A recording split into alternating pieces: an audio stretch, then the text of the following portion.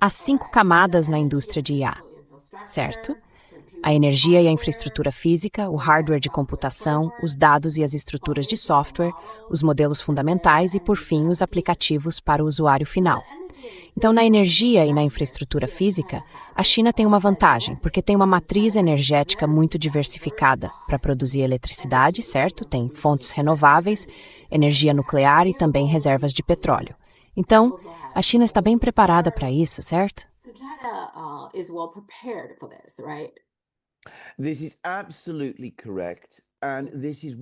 Isso está absolutamente correto. E esta é uma área em que eu acho, até no Ocidente, eles reconhecem a vantagem da China.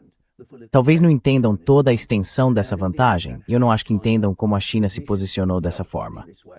Em resumo, há pelo menos 50 anos, a China tem uma política energética unificada e pragmática. Então a China levou a energia muito, muito a sério. E investiu em energia em todas as partes da infraestrutura energética e em todas as áreas da tecnologia energética. E isso dá para ver.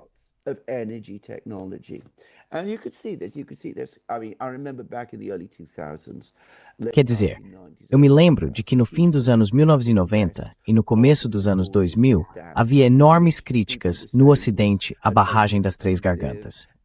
Diziam que era um projeto de vaidade, excessivamente caro, de alguns líderes chineses e que não acrescentaria nada de valor, mas acrescentou um valor enorme. A questão da barragem das Três Gargantas, porém, é que ela mostra qual tem sido a abordagem da China. Eles ainda estão totalmente sem it's de imagem. A envaria nucleares e hoje reconhecimento desses em tecnologia nuclear.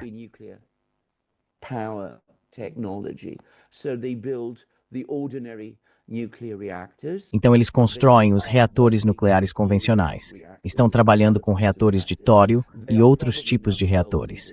Provavelmente hoje são líderes mundiais em pesquisa de energia de fusão, algo extremamente difícil e que, é preciso dizer, levou muito, muito tempo para se concretizar.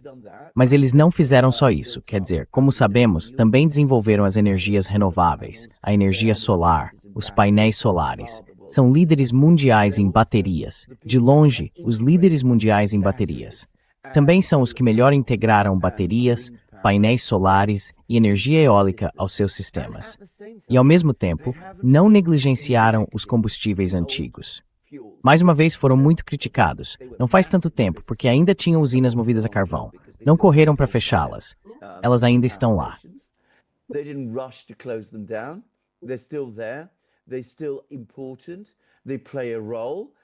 Eles ainda são importantes.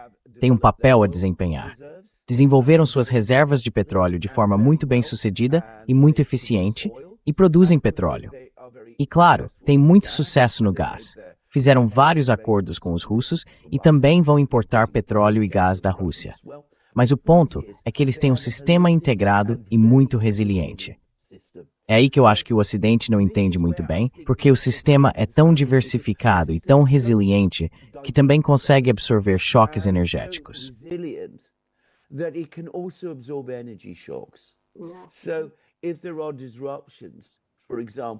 Então, se houver interrupções, por exemplo, como temos agora no Estreito de Hormuz e no Mar Vermelho, e se os Estados Unidos cortarem o fornecimento de petróleo da Venezuela para a China simplesmente absorve isso, porque consegue equilibrar entre si as diferentes partes do seu sistema energético. E ela sempre sabe como importar, se precisar importar. Também sabe onde e como formar reservas em uma escala que os Estados Unidos não sabem atingir. Já no Ocidente, nossos sistemas energéticos hoje se tornaram incrivelmente fragmentados. Quer dizer, basicamente, são todos de propriedade privada. Não existe um modelo centralizado de energia em nenhum país ocidental. Certamente não nos Estados Unidos, certamente não na Grã-Bretanha.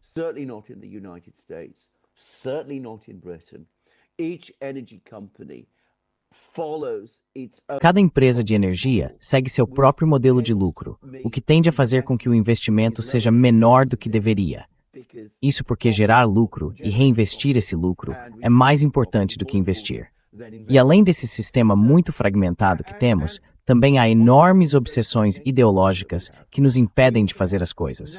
Por exemplo, não podemos importar gás da Rússia. Quer dizer, isso é uma fixação ideológica que temos agora. Temos de parar de importar gás da Rússia. Estamos na Europa. Agora insistimos que, em meio a uma escassez global de energia, vamos reduzir ainda mais as importações de gás da Rússia e parar completamente de importar em 2027. Quer dizer, coisas malucas.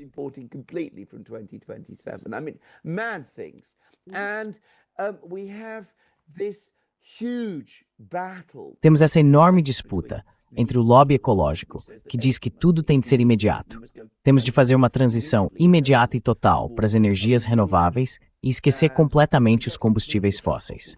E há o modelo atual do governo americano, que é esquecer totalmente as novas tecnologias, as baterias e tudo isso, e se concentrar exclusivamente nos combustíveis fósseis. Então temos uma economia fragmentada, dividida, ideologicamente separada e uma política energética, no fim das contas, incoerente. Ela simplesmente não produz energia. Nem a quantidade de energia a um preço baixo, nem tem o tipo de resiliência que a China tem.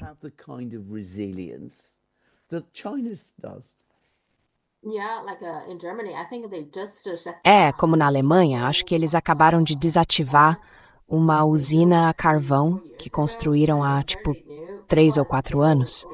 Então é relativamente nova.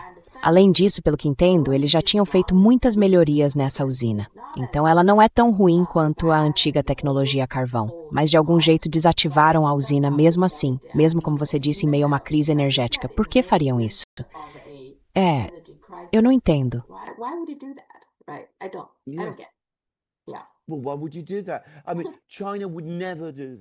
Bem, por que você faria isso? Quer dizer, a China nunca faria isso. Ela manteria suas usinas a carvão e gradualmente desenvolveria suas outras tecnologias. E, eventualmente, chegaria a uma situação em que a matriz energética se tornaria mais ecologicamente sustentável. E isso pode ser visto, aparentemente, nas cidades chinesas.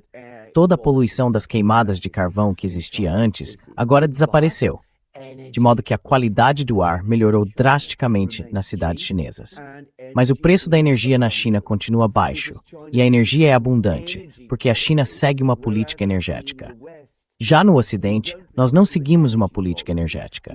Temos uma mistura ideológica tomada pelo lucro, que impede uma tomada de decisões coerente.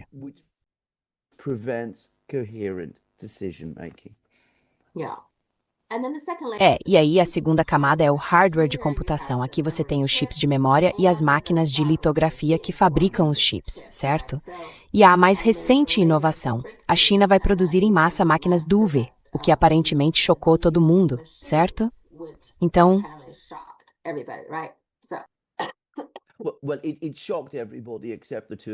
Bem, isso chocou todo mundo, exceto nós dois, porque vínhamos prevendo que isso aconteceria praticamente desde o dia em que começamos a fazer nossos programas. E acho que se você voltar atrás, vai ver que acertamos mais ou menos a cronologia. Talvez a China tenha avançado um pouco mais rápido do que esperávamos. E eu sei que quando estávamos falando sobre quando a China começaria a produzir suas próprias máquinas DUV, as pessoas que assistiam a esses programas me diziam: Alex, você está sendo ambicioso demais. Isso não vai acontecer nem de longe nessa velocidade. Agora eu sei, porque me disseram que o governo dos Estados Unidos acreditava que a China só finalmente alcançaria a ASML em algum momento no fim da década de 2030. E vimos que a China superou esse cronograma por uma década inteira.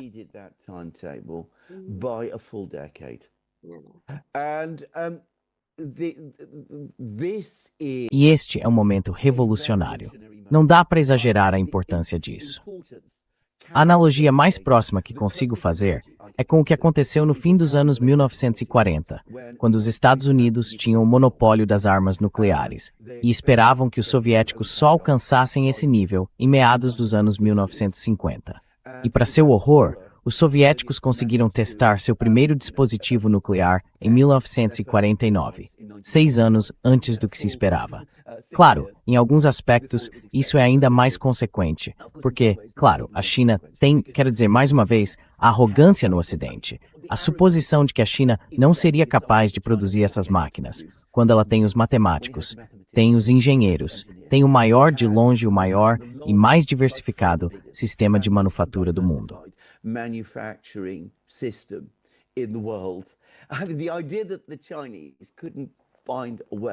A ideia de que os chineses não conseguiriam encontrar um jeito de reproduzir essas tecnologias e esse tipo de máquina. Tenha em mente, se engenheiros e cientistas sabem que algo pode ser feito, isso por si só já lhes dá uma pista de como fazer. E nós sabemos muita coisa sobre como as máquinas da ASML são fabricadas. Até eu sei, quer dizer, não sou uma pessoa técnica, mas até eu sei algumas coisas sobre as máquinas da ASML. Então, a China vai saber tudo sobre quais são as diferentes peças e componentes dessas máquinas. É claro que eles encontraram pessoas capazes de fabricar os tipos corretos de espelhos. Eles conhecem todos os outros componentes que formam máquinas como essa. Os chineses são muito bons com lasers. São muito bons em óptica. Eles têm os melhores engenheiros e matemáticos.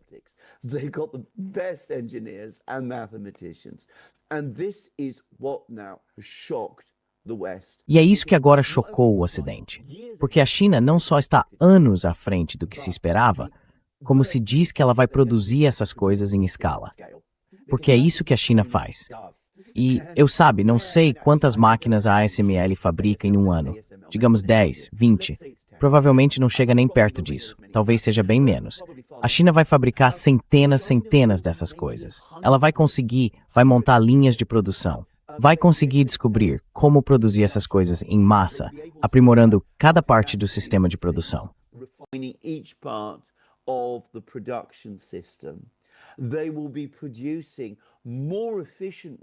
Eles vão produzir máquinas mais eficientes, porque vão examinar cada parte que compõe uma máquina da ASML. Vão aprimorá-las, torná-las adequadas para produção em massa e desenvolver internamente as cadeias de suprimento. Então vão produzi-las a centenas.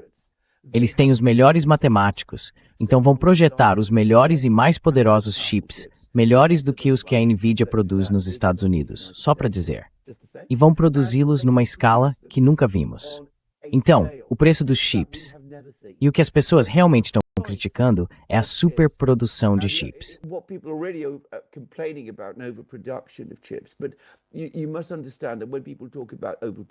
Mas é preciso entender que quando as pessoas falam em excesso de produção, o que elas realmente querem dizer é que o preço dos chips para fabricantes ocidentais e outros fabricantes não chineses está baixo demais. Mas a China vai inundar o mercado. E além disso, há outra coisa que a China vai fazer. Ela vai montar sistemas prontos para operar.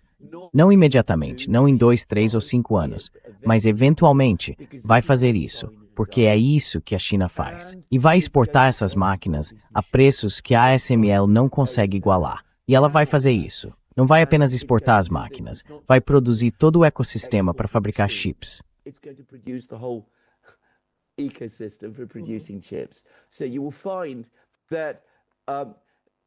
Então você vai descobrir que no mundo todo, a produção de chips vai se tornar simples e fácil.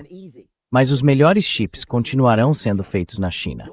Não porque os chineses estejam monopolizando a produção, mas porque eles têm os matemáticos, o design, o intelecto, a capacidade intelectual de planejar. Os chips continuarão a ser desenvolvidos, continuarão na China. Esse era o jeito industrial americano. Se voltarmos, digamos, a 1920, isso é a China de hoje. E os chineses não monopolizam a tecnologia. Eles não estabelecem limites. Não tentam usar a vantagem tecnológica da maneira como o Ocidente faz. E o resultado é que estamos diante de uma revolução. Sim. E além da máquina de litografia, a China também já está produzindo muitos chips de memória, então... China is now producing a lot of memory chips already. So, CXMT and then YMTC are the two. A CXMT e depois a YMTC são as duas principais. E a CXMT acabou de ir capital na Bolsa de Xangai e subiu imediatamente para 460%. Ao mesmo tempo, as ações da Samsung e da SK Hynix caíram, levando todo o mercado de ações coreano a cair 10%. Então isso mostra como o mercado vê a situação, certo? É.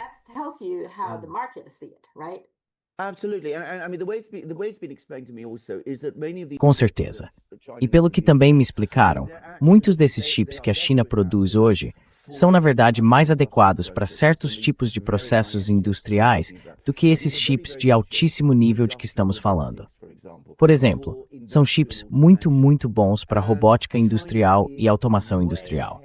E a China está muito à frente nisso, porque, mais uma vez, é aí que os americanos erram completamente. Os americanos estão focados demais em projetar chips para IA e para as aplicações mais avançadas. E estão negligenciando essas tecnologias.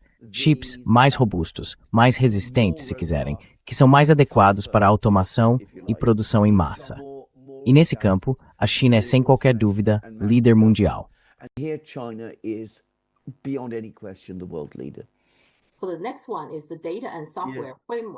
Então, o próximo ponto são as estruturas de dados e software.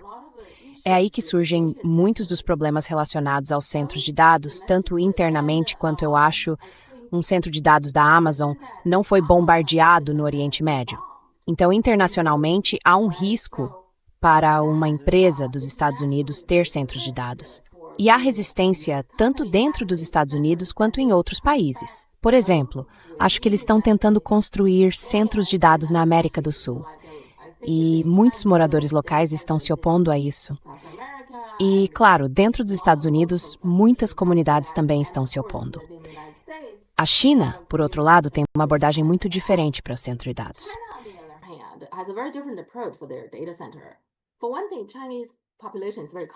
Por um lado, a população chinesa está muito concentrada na parte leste, e no oeste, eles constroem muitos data centers. Assim, não entram em conflito com os moradores, com o restante da população por causa de eletricidade, água, esses recursos, porque você não vê os preços da eletricidade subirem, você não sente isso. A eletricidade é muito barata na China.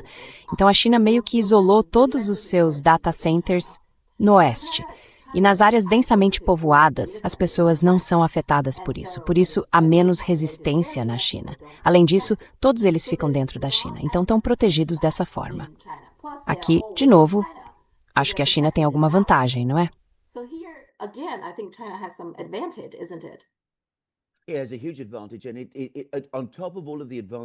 Ele tem uma enorme vantagem. E além de todas as vantagens que você acabou de mencionar, os data centers, os sistemas analógicos, porque, aliás, duvido que sejam exatamente iguais aos data centers ocidentais. Quer dizer, de novo, não vou discutir isso porque não sei tanto assim. Mas, enfim, eles não vão simplesmente sugar a energia, a eletricidade e os recursos, elevando os preços para todo mundo ao redor. Isso não vai acontecer na China.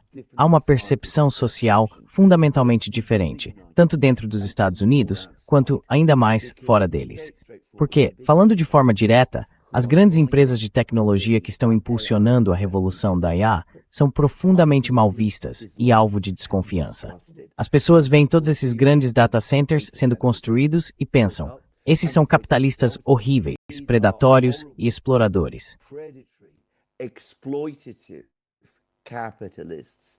They are stealing our private information. Eles estão roubando nossas informações privadas, estão nos explorando. São cínicos, impiedosos e, no fim das contas, antiéticos. Então as pessoas não gostam deles e não os querem. E eles representam, no imaginário da maioria das pessoas ao redor do mundo, uma visão profundamente pouco atraente dos Estados Unidos de hoje. Quero dizer, além disso, sabe, esses centros de dados não vão gerar uma enorme quantidade de empregos, como outros tipos de empregos bem remunerados geram. Se os Estados Unidos abrissem uma fábrica de carros na Alemanha, isso teria proporcionado antigamente trabalho bom, de qualidade e bem pago. Esses centros de dados não vão fazer isso. Com a China, não é nada assim, porque as pessoas não enxergam as empresas chinesas dessa forma.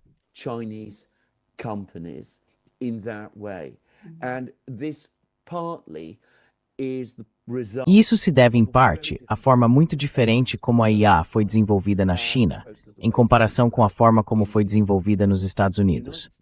Nos Estados Unidos, foi um modelo de cima para baixo, de elite, grandes corporações investindo pesadamente em IA e impondo isso às pessoas. Na China, ela surge organicamente de dentro do enorme ecossistema da indústria, com todo tipo de gente competindo entre si para produzir essas coisas. É um sistema muito mais democrático e muito mais acessível para as pessoas do que o modelo americano. Então você tem isso. E vai ter isso também. E isso não deve ser subestimado. Quer dizer, as diferenças de percepção não devem ser subestimadas. E aí chegamos aos modelos, certo? Aos modelos de fronteira, enquanto, na verdade,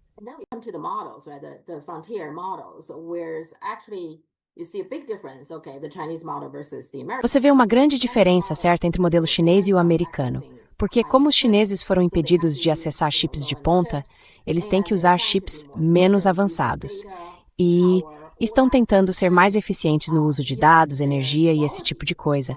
Mesmo assim, a qualidade deles agora está no mesmo nível dos modelos de fronteira americanos. O mais recente é o K3 da Kimi. E antes acho que falamos do GLM 5.2 da ZAI.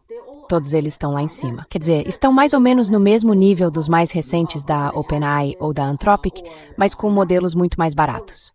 Então, essa é outra área. Antes, os Estados Unidos provavelmente tinham uma vantagem de 6 meses, mas isso desapareceu, não é?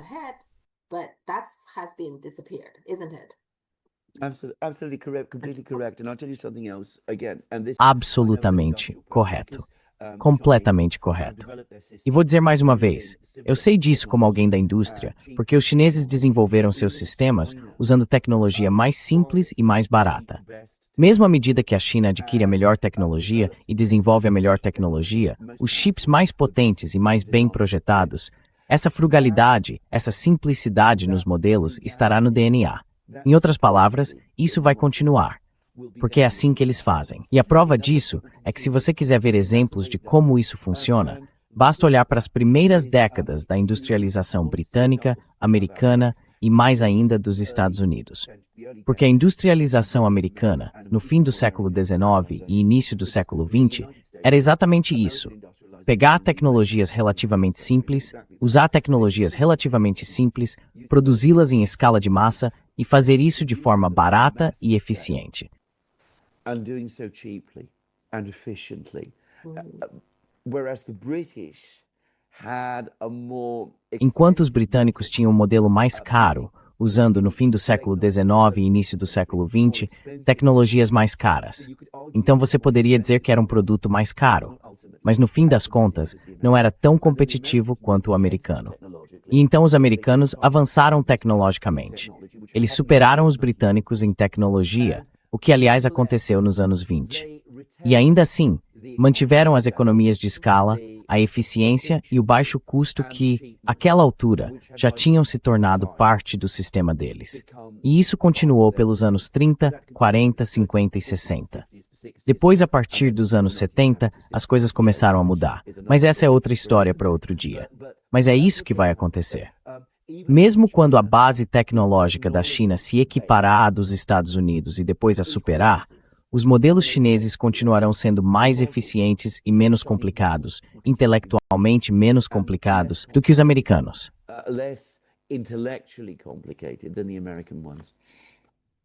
E código aberto, é claro.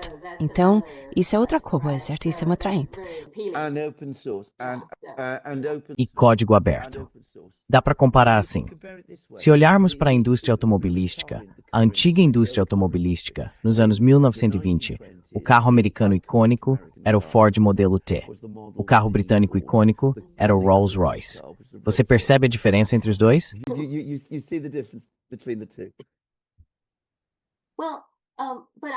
Bem, mas eu achava que a Grã-Bretanha era um país insular, com recursos limitados. Deveria ser mais eficiente, sabe? Mais consciente dos recursos, mais cuidadosa com eles. Mas como eles têm tantas colônias espalhadas por todo lado, é isso? Sim, tinha colônias enormes, e o mercado original na Grã-Bretanha era formado por pessoas muito ricas. Quer dizer, a industrialização britânica era muito voltada para produzir bens para os ricos, não para os pobres. Os pobres os fabricavam, mas os ricos os consumiam. Essa é a diferença fundamental.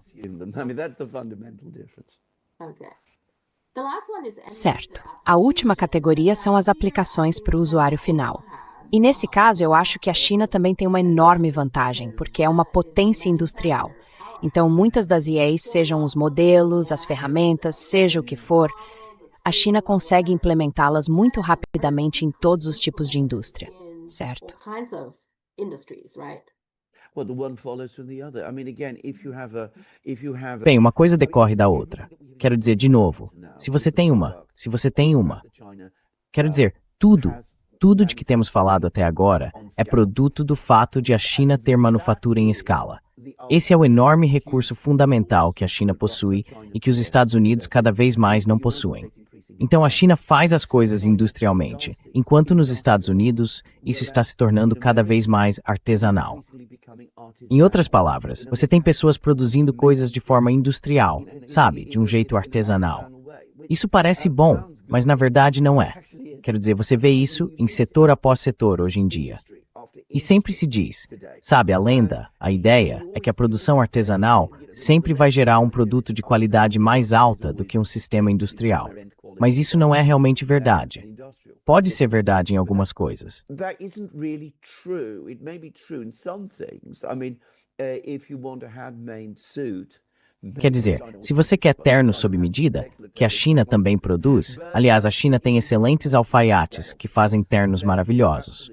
Mas, se você quer produzir coisas em escala, então precisa, sem dúvida, de processos de tecnologia industrial. Não dá para fazer coisas artesanalmente em escala. Isso não é possível. É por isso que os Estados Unidos não conseguem produzir grandes quantidades de mísseis, tanques e coisas desse tipo. Como se descobriu, leva 2 anos para fabricar um único míssil Patriot. Leva 2 anos não para construir um tanque Abrams. Leva 2 anos para reformar um tanque Abrams nos Estados Unidos. Eu mesmo não consegui acreditar nisso, mas fui verificar e descobri que isso é realmente verdade. E isso acontece mais uma vez, porque já não temos mais um sistema industrial adequado nos Estados Unidos. We no longer have a proper industrial system in the United States anymore. Certo, essas sanções que dizemos, vemos que existem coisas desenvolvidas em todas elas. Sim, Yes.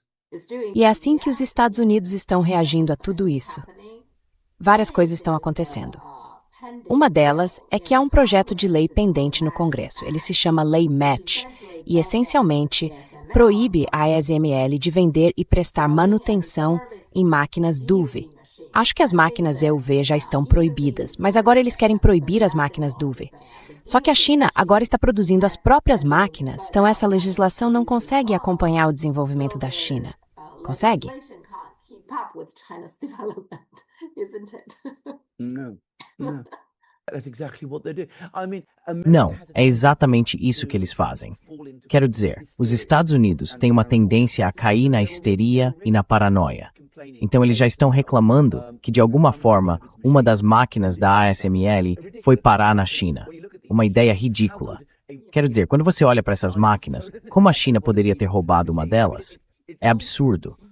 Mas a ideia de que a China possa produzir essas máquinas por conta própria, projetá-las, fabricá-las e fazer isso sozinha, usando seus próprios cientistas, seus próprios engenheiros, sua própria base industrial e de manufatura, independente dos Estados Unidos, para os americanos, isso é impensável.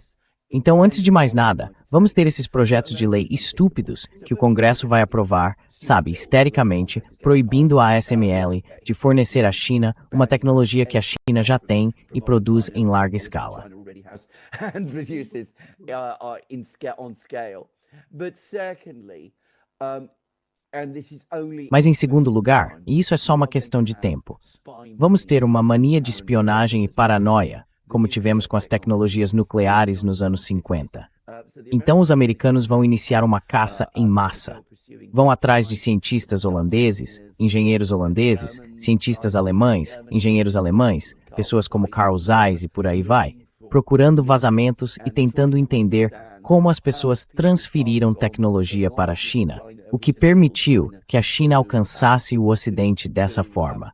E vão gastar uma enorme quantidade de tempo e energia fazendo isso.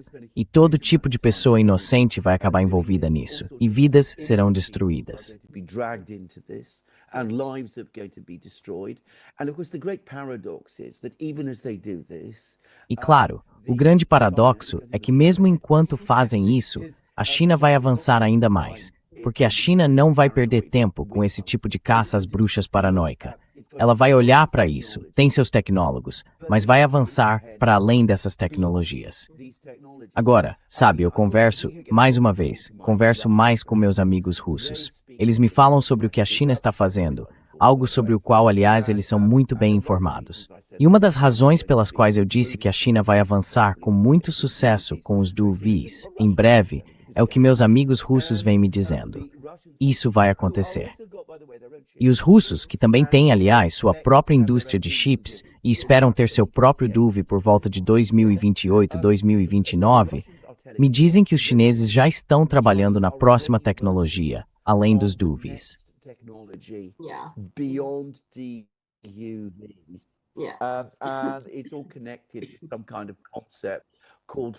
Tudo isso está ligado a algum conceito chamado fotônica, do qual eu não faço ideia.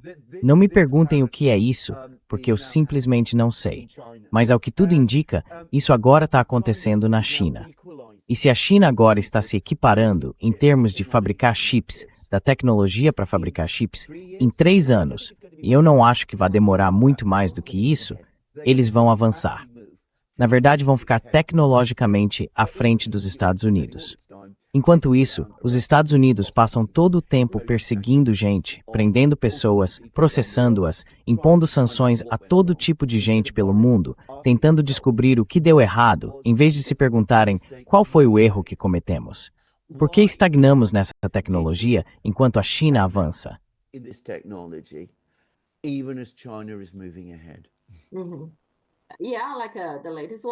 É, como o mais recente, com todos os modelos chineses avançados de ponta. A Anthropic alegou que a China está fazendo algum tipo de destilação dos modelos deles. Eles não provaram isso, não tem essa comprovação, mas disseram que a China está copiando os modelos deles. Então, só para você saber. Sim, absolutamente. Quer dizer, os americanos acham impossível acreditar que outros países tenham cientistas tão bons quanto os deles. Para os americanos, é impossível acreditar nisso. Os americanos estão vivendo todo tipo de choque sobre os quais podemos falar depois. Então, outra questão é que a Casa Branca agora está considerando proibir todos os modelos chineses de inteligência artificial, incluindo aquele de que falamos, o Química 3, ou todos os modelos chineses de código aberto. Mas há uma divisão profunda sobre isso. Até David Sachs, que é o czar de inteligência artificial de Trump, é contra. E há uma carta sendo assinada por 25 grandes empresas, como IBM, Microsoft, Dell, todos esses nomes conhecidos, empresas que são fortemente contra isso.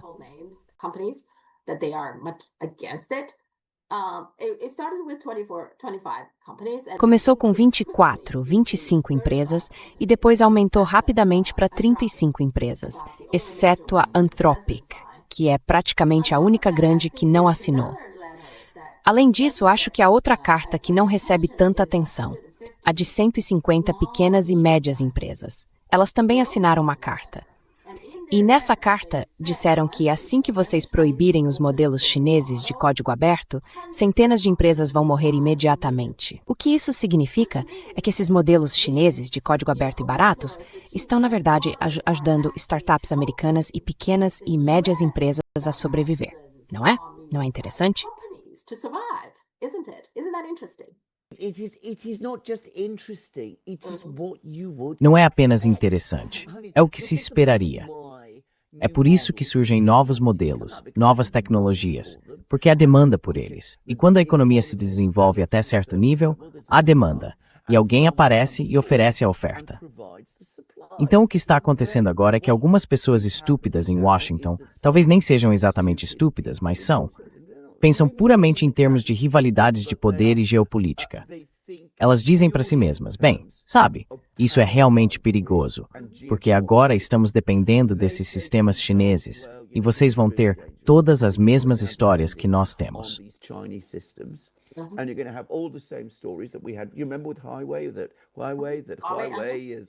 Vocês se lembram da Huawei, de que ela está integrada aos nossos sistemas, o que significa que os chineses podem apertar interruptores de destruição, obter todo tipo de dado. Aliás, nunca foi apresentada uma única prova para comprovar nenhuma dessas alegações. Mas, mais cedo ou mais tarde, eles vão fazer exatamente o que a Casa Branca agora está pensando em fazer. Se bloquearem algo como o TikTok, vão parar por aí? Quero dizer, isso é, de novo, algo que eu acho que pessoas profundamente pragmáticas e racionais na China simplesmente não entendem sobre os Estados Unidos. Para os americanos, poder e ideologia, no fim das contas, são tudo. E se eles não conseguem competir com o que a China está fazendo, e se não conseguem controlar o que a China está fazendo, que era disso que se tratava, impedir a ASML de enviar suas máquinas, então eles proíbem o que a China está fazendo.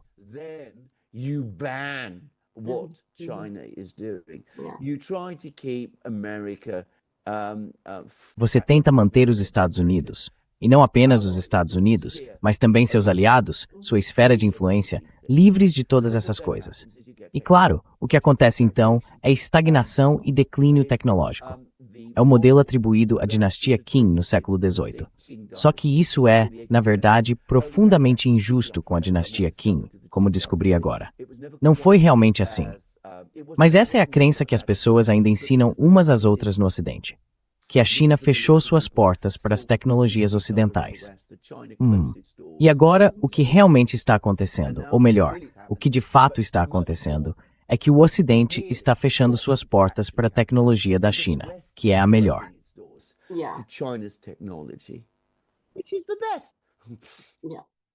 Sim, e muita gente na China estava falando sobre isso, que isso lembra muito a dinastia Qing, certo?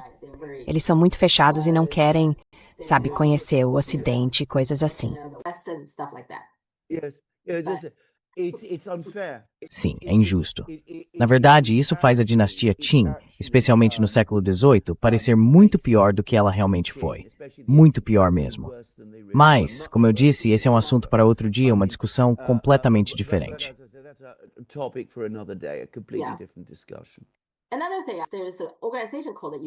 Outra coisa, existe uma organização chamada USCC, a Comissão de Revisão Econômica e de Segurança Taozumema China. Eles acabaram de visitar Pequim, Hangzhou e Xangai. Imagino que o objetivo tenha sido uma espécie de viagem para buscar a verdade, levantar fatos. Uma das exigências deles era visitar empresas chinesas de tecnologia. Acho que citaram Huawei, Tencent, Baidu, Alibaba, DeepSeek, DJI e por aí vai. Há um monte de empresas que eles querem visitar. E nenhuma das empresas aceitou a visita. Elas simplesmente disseram, não queremos vocês aqui. E eles ficaram absolutamente chocados. Disseram, isso nunca aconteceu em nenhum lugar do mundo. A gente vai a algum lugar, quer visitar algum lugar e as pessoas não dizem não para nós. Eu até estava olhando o site deles, o site da USCC, e eles mencionaram, não conseguimos garantir muitas das reuniões, inclusive com algumas das principais empresas de tecnologia da China.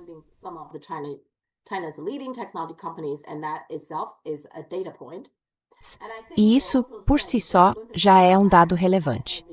E acho que eles também disseram que vão voltar à China todos os anos, daqui para frente. A última vez que estiveram na China foi em 2019. Então, por 7 anos, eles não foram à China, mas, de repente, decidiram que precisavam ir. Mas acho que da última vez que estiveram lá, foram muito mais brandos. A recepção chinesa a eles foi muito mais educada. E acho que conseguiram chegar aonde queriam ir. Mas desta vez, a China, todas essas empresas, simplesmente disseram, não, vocês não entram aqui. Temos tecnologias e produtos sensíveis, então não queremos mostrá-los a vocês. E foi isso, e eles ficaram absolutamente chocados. Dá para perceber pela reação deles, eles realmente não conseguem entender que isso possa acontecer com eles. Só para vocês saberem.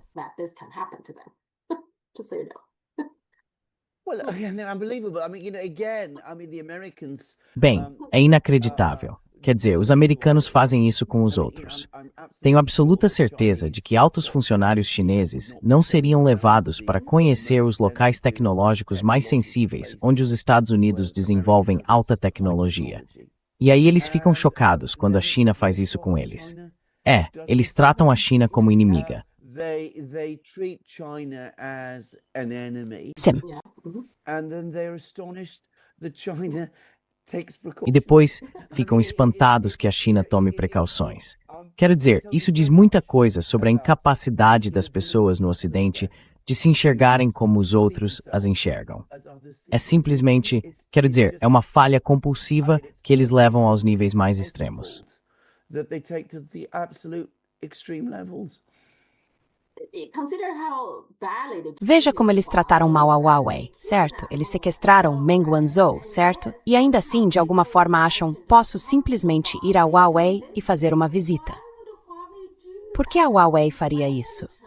Vocês já baniram a Huawei nos Estados Unidos. Então, por que a Huawei receberia vocês de braços abertos? Mas parece que isso não entra na cabeça deles. It doesn't seem to register with them. No, no, Uh-huh. no, no. Não, não, não, não. Mas aí veja, isso é distorcido. É usado como prova da agressividade chinesa. E isso continua alimentando a narrativa. Quando você lida com pessoas muito paranoicas, e os Estados Unidos, neste momento, estão se tornando cada vez mais paranoicos, qualquer coisa que você faça alimenta essa paranoia. Então, digamos que os chineses fizessem algo completamente diferente e deixassem pessoas entrarem em seus centros de projeto e fábricas. O que diriam nos Estados Unidos seria, bom, os chineses nos mostraram essas coisas, mas não é nisso que eles realmente estão trabalhando. Eles estão trabalhando em outra coisa. They're working on something else.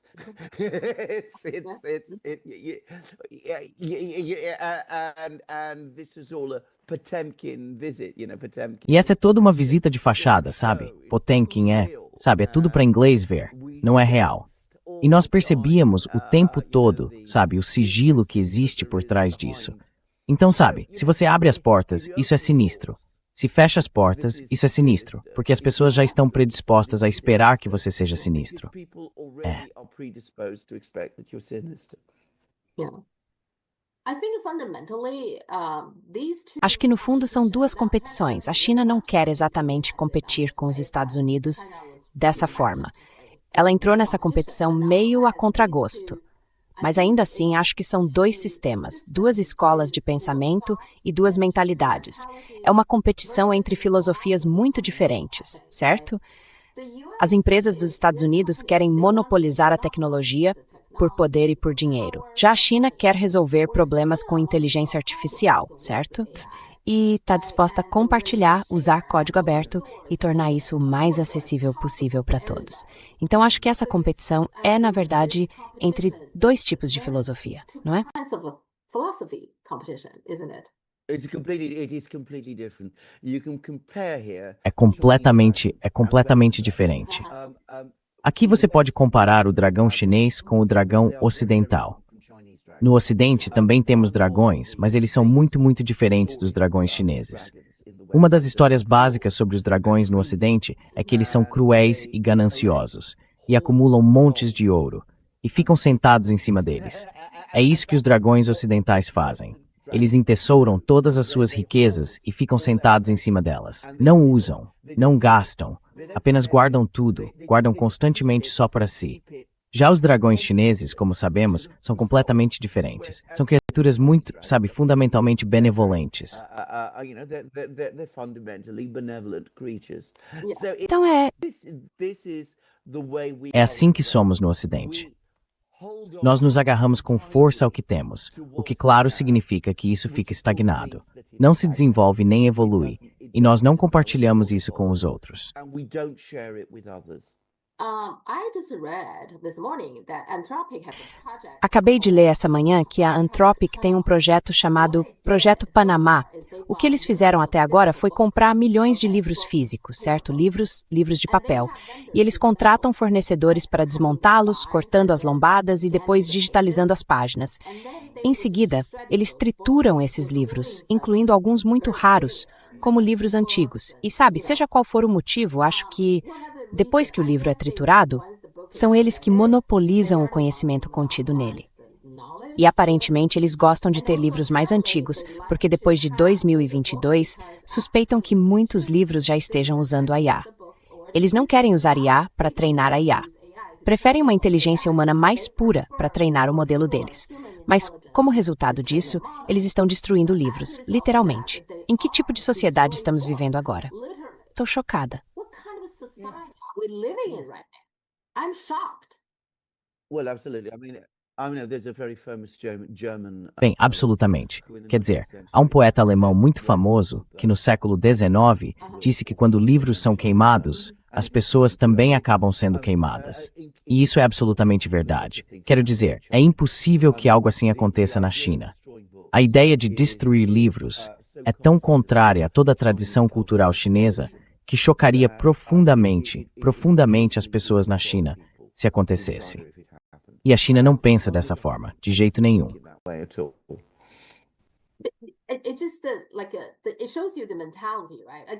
Isso mostra a mentalidade, certo? De novo, esse é um assunto, certo? Dario Amodei é quem vinha nos dizendo que ele é o cara bom, que você pode confiar a ele todas as decisões sobre IA, que tudo vai ficar bem. E é isso que ele está fazendo. Duas outras coisas me preocupam quanto à direção que isso está tomando, certo?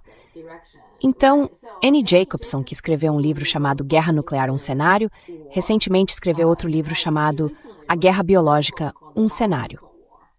Eu vi uma entrevista com ela.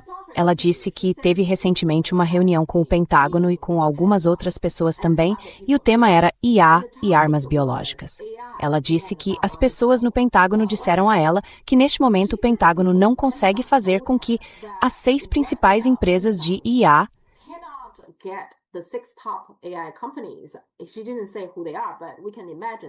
Ela não disse quem são, mas podemos imaginar. OpenAI, Anthropic e Gemini. Acho que Meta, Microsoft, Amazon, acho que essas 6 principais empresas. Aparentemente o Pentágono não consegue fazer com que elas concordem que se algo acontecer, e não precisa ser uma guerra intencional, pode ser apenas um vazamento em algum lugar, seria preciso desligar todas as IAs. Essas empresas, neste momento, não conseguem assumir o compromisso de dizer, nós faríamos isso. Não está claro para mim se elas não querem ou se não conseguem fazer isso. Mas, aparentemente, essa é a resposta. E essa é a preocupação que as pessoas do Pentágono estão relatando a ela. Isso é algo perigoso, não é? E elas são extremamente poderosas.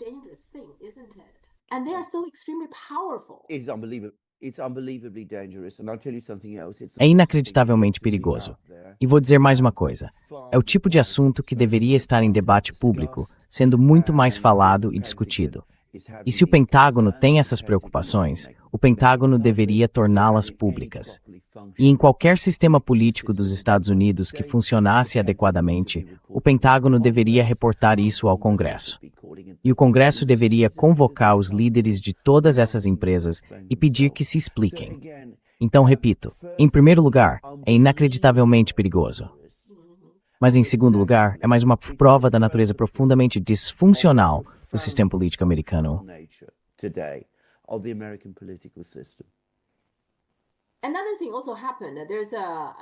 Outra coisa também aconteceu. A outra empresa chamada Hugging Face. Não sei se você já ouviu falar dela. A Hugging Face foi atacada por um modelo da OpenAI. Não foi intencional. A OpenAI praticamente perdeu o controle do modelo em que está trabalhando. Ele não deveria estar online, mas de alguma forma, a própria IA conseguiu ficar online e começou a atacar a Hugging Face. Suspeito que eles provavelmente tenham atacado outras empresas também. Mas a Hugging Face percebeu isso e entrou em contato com a OpenAI, dizendo: vocês precisam fazer alguma coisa. E a OpenAI simplesmente fingiu que nunca tinha feito nada.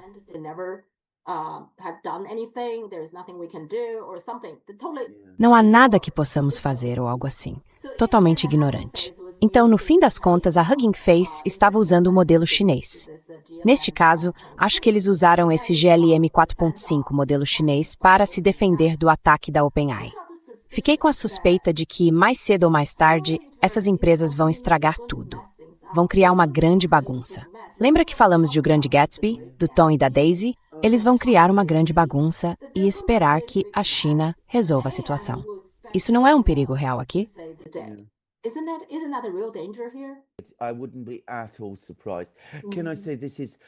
Eu não ficaria nem um pouco surpreso. Posso dizer que isso é, mais uma vez, um sinal do nível total de disfunção nos Estados Unidos hoje. Porque isso é algo grande.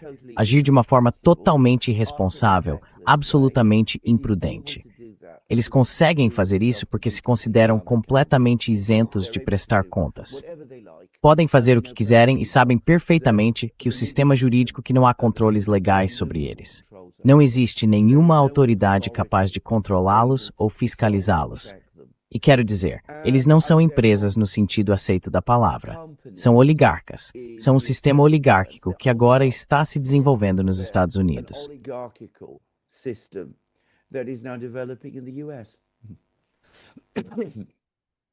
Quer dizer, a conclusão da Annie Jacobsen foi... Ela escreve esses livros, artigos, e disse que o objetivo dela é conscientizar as pessoas. Sabe, sentir medo, mas sem entrar em pânico. É isso que ela está tentando fazer. Conscientizar a sociedade e pressionar o governo. Mas a essa altura, não sei o que o governo pode fazer, certo?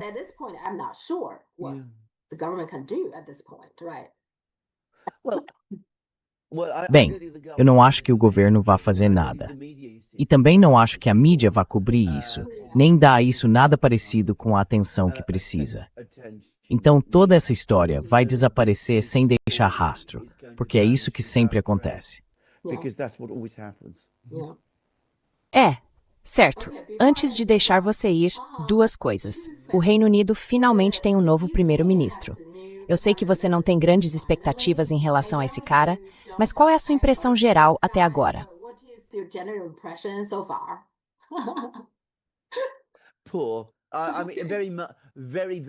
Mal. Muito, muito, como eu antecipava. Ele não fez uma coisa muito importante. Assim que se tornou primeiro-ministro, o parlamento estava em recesso. Ele deveria pelo menos ter reconvocado o parlamento, feito um discurso ao parlamento e explicado o que iria fazer. Mas é claro, não fez isso. Então o resultado é que ele não se submeteu a nenhum tipo de escrutínio. Ele se livrou de todas as pessoas de Keir Starmer. Substituiu todas elas pelos amigos dele. Todos nós sabíamos que isso ia acontecer. E a outra coisa que ele fez, a primeira pessoa para quem telefonou quando se tornou primeiro-ministro foi Zelensky.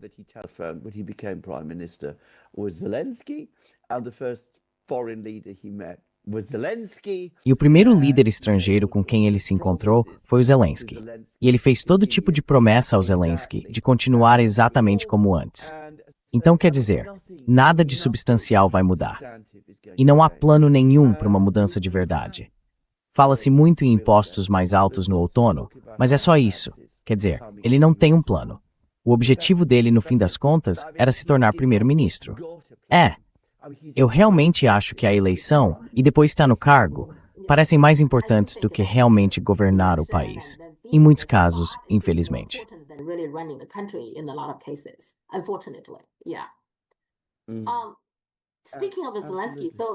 Falando do Zelensky, então Trump, Zelensky e Netanyahu tiveram uma reunião na Casa Branca. Não há muita informação sobre isso, mas há alguns rumores dizendo que eles podem querer juntar as duas guerras, porque Israel já bombardeou o Irã ou algo assim, certo? Então isso parece muito perigoso. Sim, é íntimo. Esse título te tirou?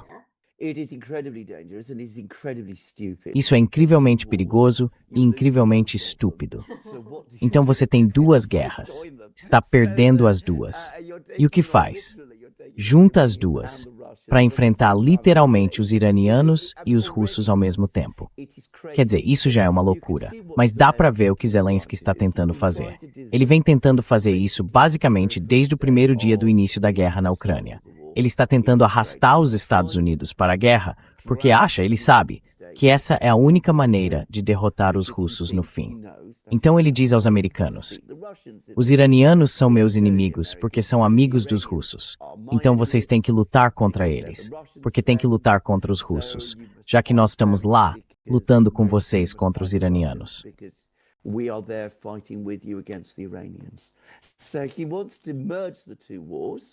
Então ele quer fundir as duas guerras. E mais uma vez, está propondo isso no momento em que todo mundo sabe que os Estados Unidos estão sem armas. Então como ele vai lutar duas guerras? Uma contra o Irã, que como eu disse já está perdendo, e a outra contra a Rússia, que é uma grande potência e uma grande potência industrial. Agora, sabe, os Estados Unidos não conseguem aumentar a produção de mísseis de defesa aérea. Daqui a pouco vou falar algo sobre isso. Mas a Rússia acabou de dizer que aumentou várias vezes sua produção de mísseis de defesa aérea desde o ano passado. Porque a Rússia, diferentemente dos Estados Unidos, tem um sistema industrial. Não na escala da China, mas é um sistema industrial. Eles também conseguem produzir em escala. Os Estados Unidos não conseguem. America can't.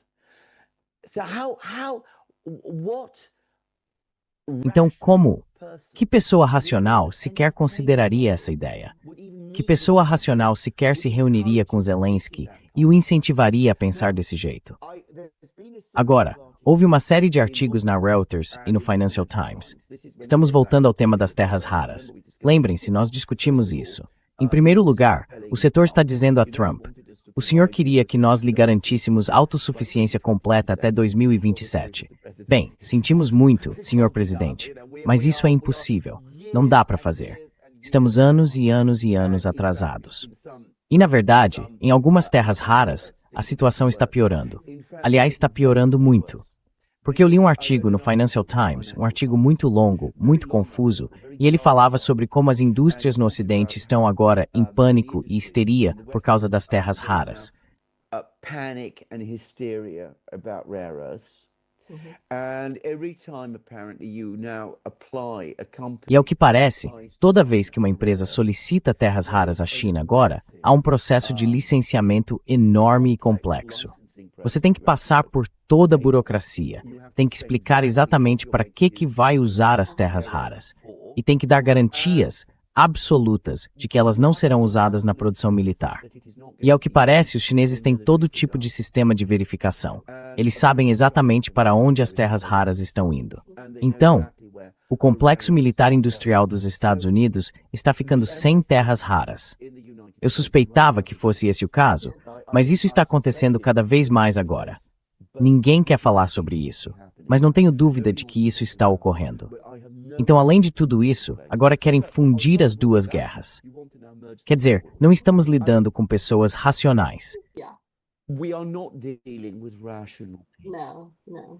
Não. Sim, e essas duas guerras poderiam ter sido evitadas desde o início, certo? Então, eles realmente não precisam dessas duas guerras. Well, I mean, Bem, quero dizer, no caso do Irã, não havia necessidade alguma de uma guerra. O Irã estava completamente em paz. Havia uma negociação em andamento. Os iranianos estavam fazendo concessões sobre o enriquecimento nuclear. E ainda assim, os Estados Unidos os atacaram e mataram o líder deles. and killed their leader. Quer dizer, é simplesmente incrível. And now it finds its E agora se vê numa crise no Golfo Pérsico, algo que você jamais esperaria. Mas a guerra, o conflito com a Rússia, é claro, poderia ter sido evitado. Of course it could have been avoided.